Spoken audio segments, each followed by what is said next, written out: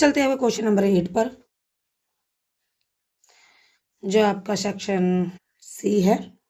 ठीक है, तो इसमें क्वेश्चन दिया हुआ है, एक कक्षा परीक्षण टेस्ट में प्रत्येक सही उत्तर के 6 अंक प्राप्त किए गए, प्रत्येक गलत उत्तर के लिए 3 अंक प्राप्त दिए गए। तो मोहन ने सभी प्रश्नों के उत्तर दिए तो 42 अंक प्राप्त किए, जबकि 9 उत्तर सही थे। ठीक है, तो चलिए, रेशमा में सभी प्रश्नों के उत्तर दिए और उसने 6 अंक प्राप्त किए, जबकि उसके 3 उत्तर सही थे। तो मोहन और रेशमा में कितने प्रश्नों को उत्तर दिए? ऐसे इंग्लिश में देखेंगे, क्लास टेस्ट 6 मार्क्स। ठीक है, आप इसको देखेंगे, उसमें अपन पहले मोहन का निकालेंगे आराम से। ठीक है, देखिए, Mohan attempt the all questions.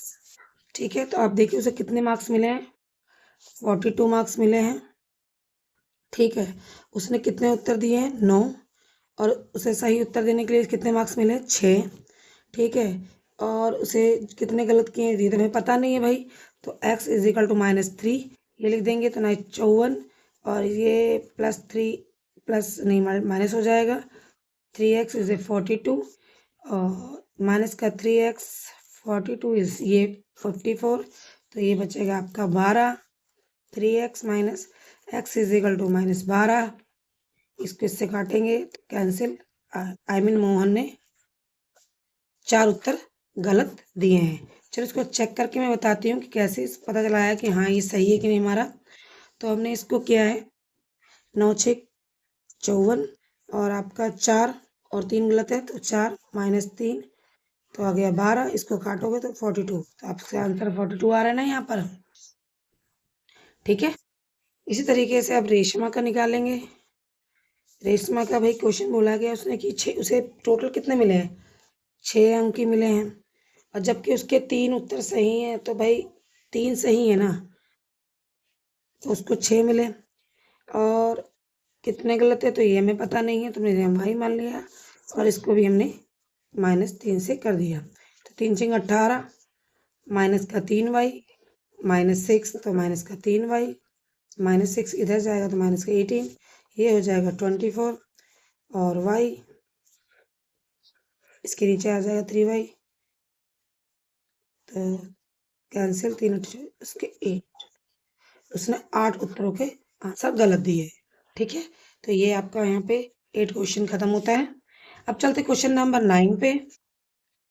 प्रिया कहती है कि उसके पास, अनिल के पास जितनी किताबें हैं उसके उसके 3 गुने 12 अधिक किताबें हैं। यदि प्रिया के पास 36 किताबें तो अनिल के पास कितनी किताबें हैं? तो चलिए देखिए, यहाँ पे मैं साइड में करके दिखा रही हूँ यहाँ पे।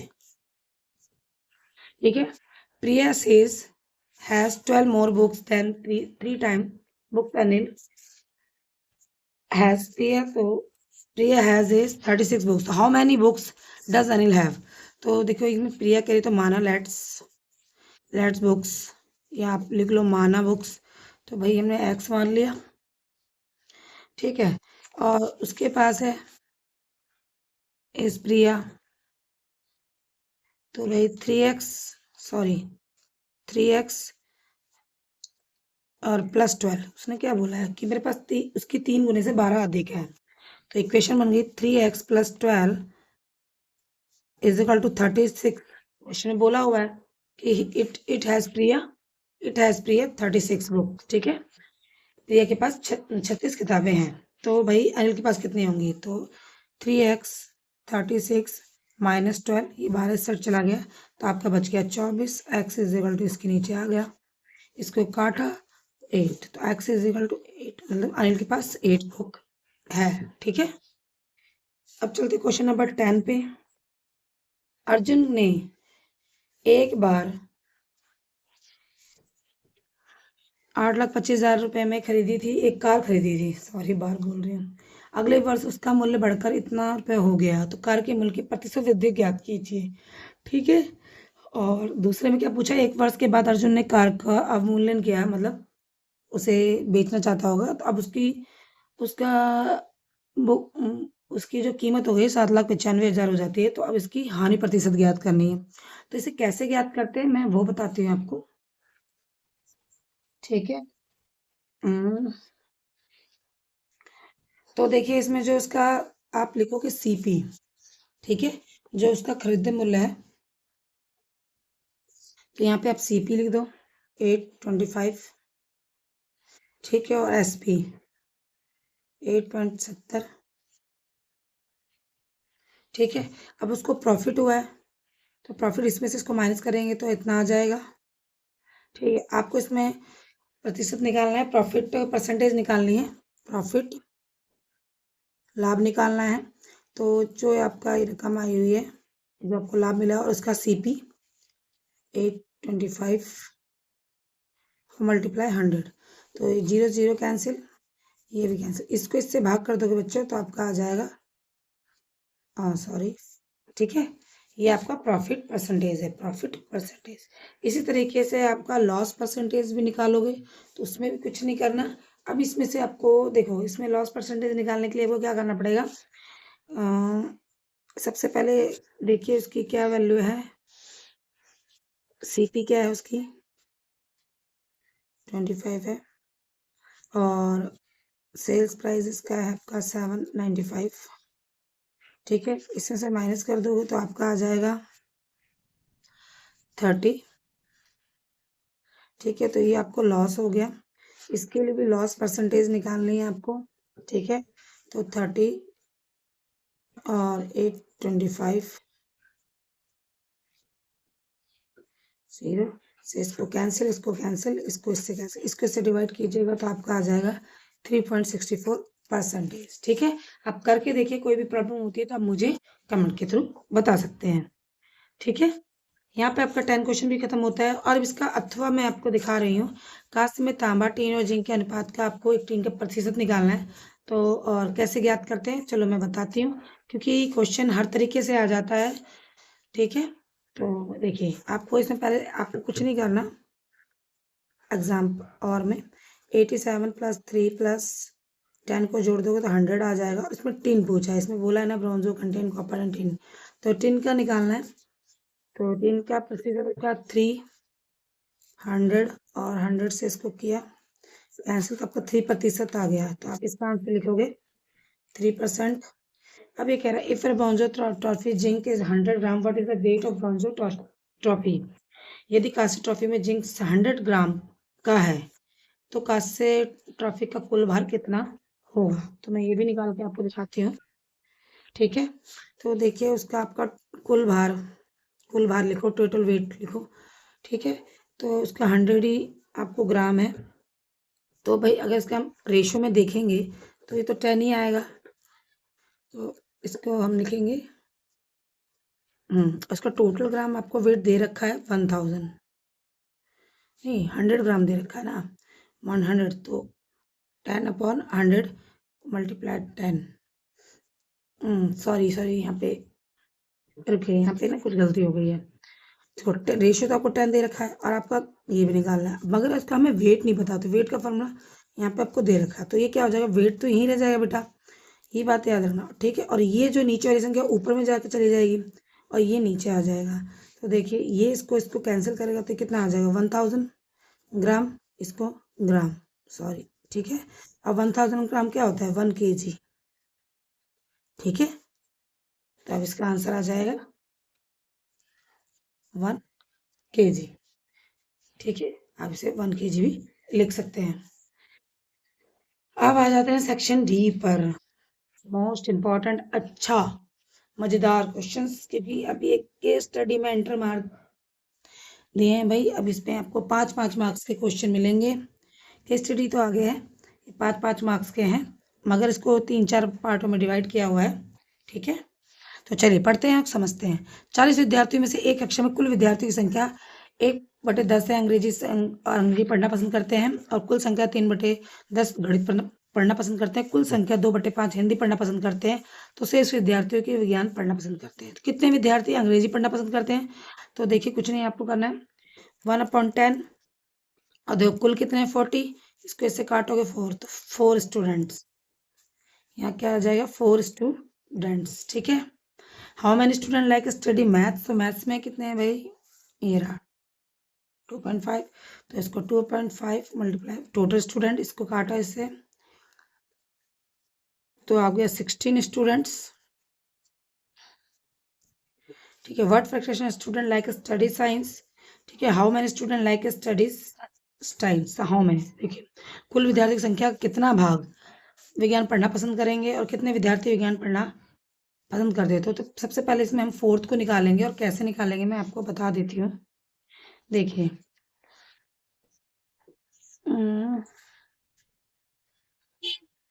इसमें सबसे पहले मैं फोर्थ का निकालती हूँ। देखो पहले तो टोटल 40 विद्यार्थी हैं आपके पास, ठीक है।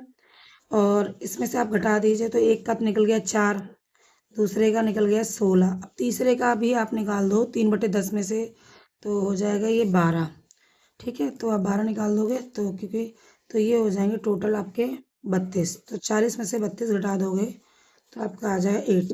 तो कितने विद्यार्थी विज्ञान पढ़ना पसंद कर रहे हैं? 8, ठीक है। अब इसमें बोला कुल विद्यार्थियों की संख्या का कितना भाग विज्ञान विज्ञान पढ़ना पसंद करते हैं। तो आपसे ये थर्ड का निकालेंगे इसको, भाई 8 और टोटल स्टूडेंट 40 है, तो इसकी कटिंग कीजिएगा तो 1/5, इसका आंसर आ जाएगा 1/5, ठीक है। इसी तरीके से यहाँ पर भी आपका ये इसका आएगा 1/5 और इसका आ जाएगा 8, ठीक है। अब चलते दी गई आकृति में पी क्यू को अज्ञात कोणों को ज्ञात कीजिए, ठीक है, ठीक है। और इसी तरीके से इंग्लिश में in the given figure P Q find the unknown. तो देखिए आप बेटा 105 डिग्री है, तो देखिए 105 डिग्री है, तो ये इसको आप टोटल मेजर कर लीजिए, तो ये कितना आ गया आपका? आ जाएगा 75।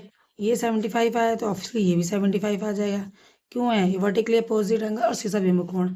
जब ये है तो ये भी 75 आएगा। क्यों? एकांतर कोण, अंत है, अल्टरनेट एंगल। क्या जब ये 75 ये भी 75 है, ये 75 तो ऑब्वियसली ये 105 है, ये है तो 105 है, ठीक है। बहुत आसानी से देखो 5 मार्क्स आपके बहुत अच्छे से बन गए और मिल गए आपको, ठीक है। सब समझने पे है और अपने तरीके से लिख सकते हो, ठीक है। पर लिखना जरूर कि ये क्यों है, किस लिए है।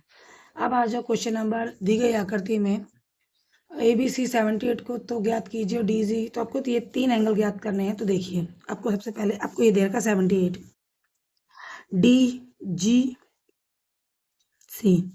जब ये DGC है तो भाई ये भी 78 होगा। क्यों होगा? संगत कोण है। क्यों होगा? संगत कोण है, ठीक है। तो आप इसको लिख सकते हो कि एंगल,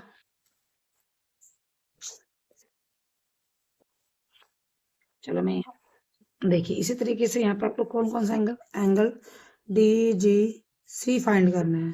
तो यहाँ पे लिखो एंगल ABC 78, तो एंगल ABC बराबर एंगल DGC संगत कोण, ठीक है। इसी तरीके से अब सेकंड वाला DEF, तो भाई DEF, तो ये भी आपका एंगल DGC के बराबर होगा, सेम कंडीशन, ठीक है। अब इसने पूछा है कि DGB, तो ये वाला एंगल पूछा है। क्या पूछा है? ये वाला एंगल। तो पता है आपको ये दोनों कोण कितने होते हैं? 180 डिग्री के होते हैं।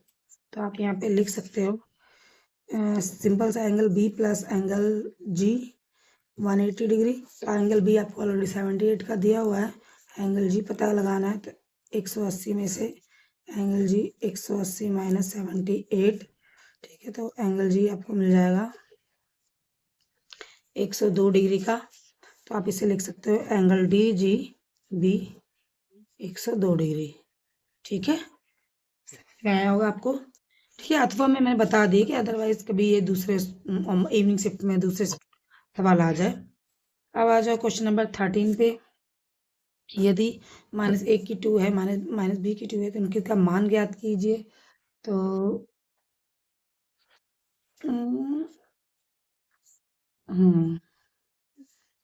देखिए यहाँ पे A की 2 दे रखा है, B की -2 दे रखा है, तो यहाँ पे 7A, A की जगह के आपको 2 रख लेना है, और -4 की जगह पे B, तो 4 × -2 रख लेना है, ठीक है। और 7 2 14, और -4 -2 के तो 8, तो माइनस प्लस तो आपका 22 आ जाएगा। इसी तरीके से आप सेकंड सवाल भी करेंगे। यहाँ पे आपको इक्वेशन दी हुई है और इसमें बता रखा है इसको 2 की 2 प्लस 2 -2 प्लस -2 की 2 -2, तो ये देखो 4 आ गया, ये माइनस की 4, ये प्लस की 4, ये प्लस का 4,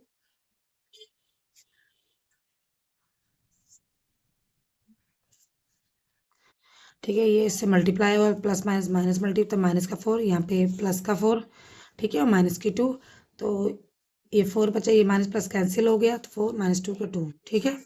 इसका अथवा भी दिया हुआ है बेटा, एक्स को 10 और एक्स की 3 माइनस 3, एक्स प्लस 10 का मान ज्ञात कीजिए।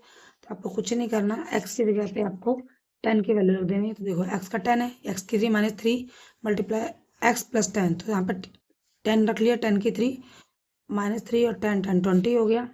इसको इससे मल्टीप्लाई करें तो 1000 आ जाएगा, और 3 को 20 से मल्टीप्लाई करें तो 60, इसको माइनस करेंगे, ये आंसर आपका आ जाएगा, ठीक है। y is equal to -10, y की 2 माइनस 2 वाई इज माइनस 100, तो यहाँ पे y को 10 माना गया, -10, तो इसको इस यहाँ रख दिया। पुट ऑन करना है आपको अच्छे तरीके से, कुछ भी प्रॉब्लम नहीं, बहुत आसान है ये, ठीक है। -2 -10 और -100, तो इसको इससे मल्टीप्लाई किया तो माइनस से माइनस खत्म हो गया, 100 आ गया। इसका माइनस से माइनस मल्टीप्लाई किया तो प्लस हो गया, तो ये 20 बन गया, और ये 100 है, तो 120 माइनस, तो इसका 20, ठीक है। यहाँ पे आप आज चलते हैं आपके सेक्शन डी पे, ठीक है। ये केस स्टडी क्वेश्चन है, बहुत अच्छे हैं, बहुत, कोई भी प्रॉब्लम नहीं है, ठीक है। इसको बस समझना है। बहुत बच्चे घबरा जाते हैं कि नहीं करना चाहते, तो ऐसा नहीं है। कक्षा 7 के छात्र में 12 सेंटीमीटर था, 3 ऊंचाई 9 सेंटीमीटर आयताकार चार्ट के त्रिभुज के जिसका आधार 8 सेंटीमीटर तथा ऊंचाई 5 सेंटीमीटर है। पहले आप क्वेश्चन को बहुत ध्यान से पढ़ना है। और वृत्त जिसका 7 सेंटीमीटर है, जिसका व्यास 7 सेंटीमीटर है, तो वृत्त क्या होता है, ये, ठीक है, ये 7 सेंटीमीटर। इसके अगर हम रेडियस निकालेंगे तो 3.5 आ जाएगा। काट कर सजाते हैं, ठीक है। इस तरीके से इंग्लिश में ही देख लीजिए, ठीक है। इसको हम डायमीटर कहते हैं, इसको हाफ पार्ट को 3.5, ठीक है। अब चलते इसके क्वेश्चन क्या क्या पूछ रहा है भाई हमसे। वृत्त की त्रिज्या ज्ञात कीजिए, find the radius of circle. तो आपको पता है कि डायमीटर आपका 7 है, तो इसको हाफ कर देंगे तो 3.5 आ जाएगा। अब पूछा है कि चार्ट पेपर का क्षेत्रफल ज्ञात कीजिए, तो चार्ट पेपर टोटल कितना था, चार्ट पेपर, चार्ट आयताकार चार्ट था, तो उसका क्षेत्रफल, तो क्षेत्रफल निकालें, L मल्टीप्लाई B, तो 12 को 9 से मल्टीप्लाई करेंगे, तो ये 9, तो ये आपका 108, ठीक है, एरिया आ जाएगा सेंटीमीटर। अब कटे हुए एक त्रिभुज का क्षेत्रफल, एक वृत्त का क्षेत्रफल ज्ञात कीजिए। तो देखिए भाई, find the area one triangle, तो वन ट्राइंगल का एरिया निकालें 1/2, L हमारी क्या है 8 है, और 5 इसको काटा 4, तो 20 आ गया। अब बोला सर्कल का निकाल दीजिए, तो इसका होता है फॉर्मूला πr/2, तो 22/7, तो और r इसकी है 3.5 मल्टीप्लाई 3.5, इसकी पूरी कटिंग कीजिएगा। डॉट हटाने के लिए आप 10 लगा सकते हैं,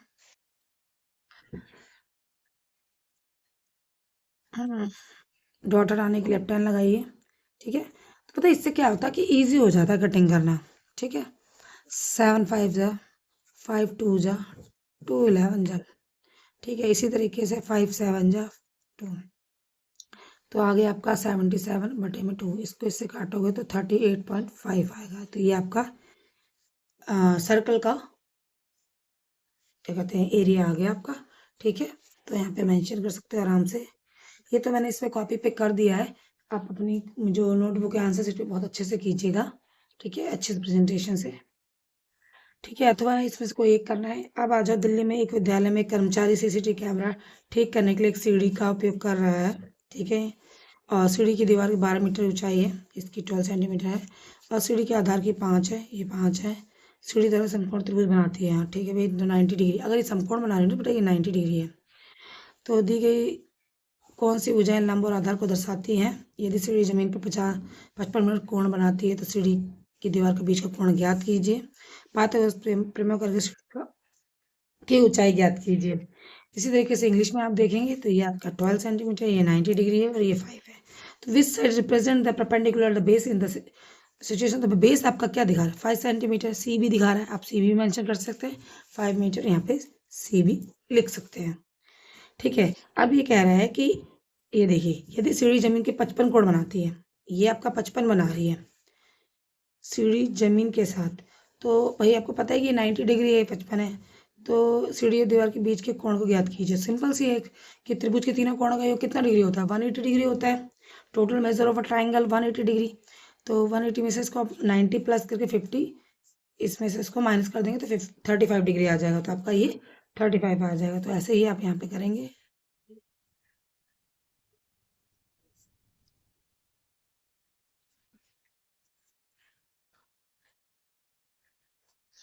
ठीक है, अब आ जाते हैं using the Pythagoras theorem the length of ladder. ठीक है, तो आप पाइथागोरस प्रमेय करके सीढ़ी की ऊंचाई ज्ञात कीजिए। तब देखिए आपको पता है कि यहाँ पे हमें ये निकालना है। तो ये निकालने का फॉर्मूला क्या होता है, यहाँ पे लिखेंगे आप AC की 2, तो भाई 12 की 2 प्लस 5 की 2, 144 प्लस 25 आ जाएगा 169। ठीक है, तो 169 का अंडर रूट लगाएंगे और ये आ जाएगा आपका 30। तो आपको ये मिल गया 30। ठीक है, ये आपका अथवा है। ठीक है, यहाँ पे आपका ये क्वेश्चन खत्म होता है। अब चलते हैं आपके क्वेश्चन नंबर 16 पे, लास्ट है। और ये टोटल 12 मार्क्स के एक स्टडी आता है। ये भी बहुत अच्छे है, कठिन नहीं है। एक विद्यालय में प्रथम सत्र और द्वितीय सत्र में आपके छात्र में प्रदर्शन की तुलना करने के सर्वेक्षण किया गया। इसके बाद आंकड़ों को दोहराए दंड आलेख के रूप में प्रस्तुत किया गया। ठीक है, ऐसे इंग्लिश में भी, if the school a survey was a conduct to compare the performance a student one first term and second term, the date of the represent of the from the double bar graph। ठीक है, तो इसमें पूछा किस विषय में विद्यार्थी ने सबसे अधिक सुधार किए गए भाई। तो सबसे ज़्यादा देखिए आप पैराग्राफ इसको देखेंगे अच्छे से। इन विच सब्जेक्ट से performance student improve the most, किस में ज़्यादा हुआ है, मैथ्स में हुआ है। ठीक है, पैराग्राफ को आप अच्छे से डिटेल में पढ़ेंगे तो यहाँ पे लिख देंगे मैथ्स। इन विच सब्जेक्ट से performance student is gone down, जिसमें प्रदर्शन में गिरावट आई है, मतलब उल्टा बढ़ने की वजह घट गया है। तो देखिए आप इस पैराग्राफ को अच्छे से, हिंदी में हुआ है, सब में तो इंक्रीज है, फिर हिंदी में, तो यहाँ पे आप इंग्लिश में हिंदी। अब अगर find the sum marks the student, तो आप इसको सबको जोड़ना पड़ेगा। ठीक है, तो देखिए मैंने यहाँ पे जोड़ दिए हैं, क्योंकि अगर मैं इस अभी आपके सामने करने बैठूंगी तो बहुत ज़्यादा वीडियो लंबी हो जाती है। 67 सारे इसको मैंने ऐड कर दिया है, बहुत दिमाग से आपको करना है और आपका 381 आ जाएगा। ठीक है, तो यहाँ पे आपका इसी तरीके से यहाँ पर भी टोटल मार्क्स 381। यहाँ पे आपका पेपर खत्म होता है। आशा करते हैं आपको पेपर समझ में आया होगा। सबको बच्चों को good wishes, best of luck, Radhe Radhe. और मेरी वीडियो अच्छी लगी, समझाने का तरीका थोड़ा अच्छा लगा हो और तो प्लीज़ मेरे चैनल को लाइक कीजिएगा, सपोर्ट कीजिएगा, शेयर भी कीजिएगा। राधे राधे।